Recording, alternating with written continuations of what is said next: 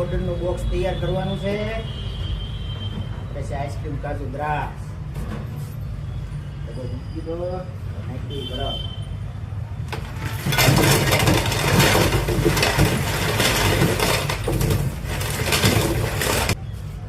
બરફ નાખી દીધો છે.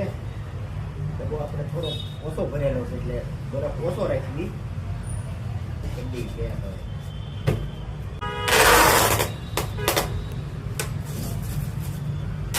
આપણું બોક્સ તૈયાર થઈ ગયું છે મિત્રો.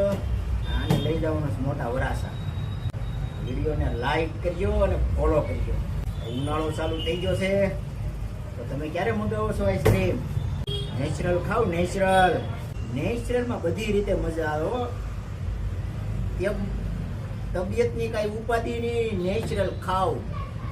મન મૂકીને નેચરલ આઈસ્ક્રીમ ખાવ. તબિયત બગડવાની કાંઈ ઉપાધિ જ નહીં. નેચરલ શ્રી યોગી કોઠી.